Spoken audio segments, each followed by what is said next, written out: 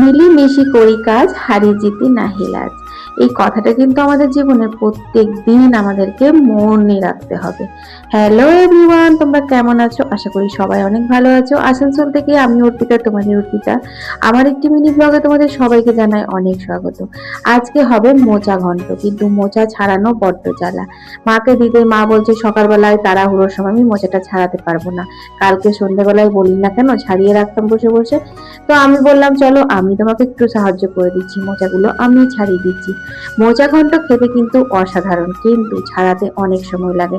মা বাকি সবজিগুলো কাটছে আর আমি মোচাগুলো ছাড়িয়ে নিলাম। তারপর দেখো কেটেও নিয়েছি, কুচি কুচি করে আলু কেটেছি। আজকে মোচার একটা অন্যরকম রেসিপি তোমাদের সাথে শেয়ার করব।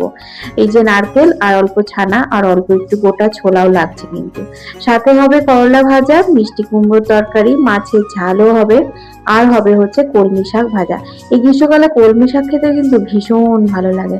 তো দেখো এই যে দেখছো, এই নারকেল কোড়াটা আমার বাবা আমাকে দিয়েছিল, খুব সুন্দর কোড়া যায়। তো নারকেলটা কুড়ে নিলাম আমি এখন। আর এই যে মহারানী কি দেখছে কি খাবে এই জানে। যাই হোক চলো, এক তো সাবেকি রান্না, তারপর আবার যদি সেটা উনুনে হয় তার স্বাদ তো ডবল হয়ে যায়, কি বলো? কালো জিরে আর শুকনো লঙ্কা ফোড়ন দিয়ে কলমি শাকটা ভাজা করলাম নুন হলুদ দিয়ে। 2-4 কোয়া রসুন করলে না আর দেখতে হতো না, এই দিয়ে ভাত খাওয়া হয়ে যেত। কিন্তু কি করব, মা তো নিরামিষ খায়, তার জন্য রসুন ছাড়াই ভাজলাম। তারপর করলা ভাজা ভেজে নিয়েছি। এরপর ছানার মধ্যে অল্প একটু নুন দিয়ে ভালো করে মেখে নিলাম ছানাটা প্লেন করে।